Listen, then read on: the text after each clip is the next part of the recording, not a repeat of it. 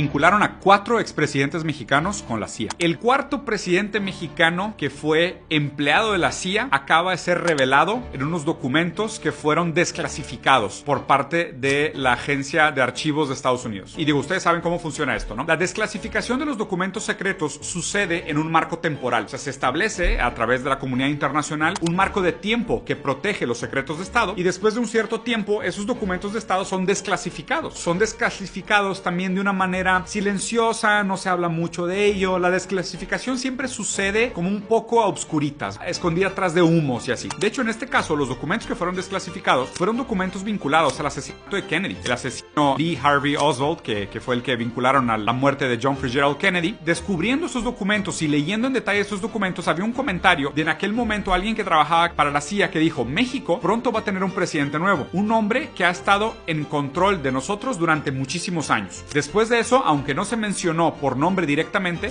un par de días después que sale esta declaración de la persona de la CIA, el presidente López Portillo asume el poder y está en el poder en México desde 1976 hasta 1982. Este es el cuarto presidente mexicano que está vinculado, de alguna manera nombrado o directamente asociado como empleado o agente de la CIA. Los otros 3 fueron Luis Echeverría, que estuvo en la presidencia de los 70 hasta los 76, después Gustavo Díaz Ordaz del 64 al 70 y Adolfo López Mateos del 58 al 64. Todo esto en estos documentos desclasificados por parte de la CIA históricamente. Para sorpresa de nadie, el hecho de que Estados Unidos tenga mano metida en los gobiernos de América del Sur, que esto sabemos que ha sucedido muchísimo, quiero que piensen esto. Estados Unidos juzga como una democracia funcional aquellos países donde han podido poner títeres políticos. Y los países que Estados Unidos juzga como autoritarios son aquellos países donde no han podido poner títeres políticos. Básicamente así funciona el punto de vista hegemónico sobre las democracias funcionales en el mundo, vistas desde el prisma hegemónico ideológico americano. La democracia americana prácticamente siempre ha sido,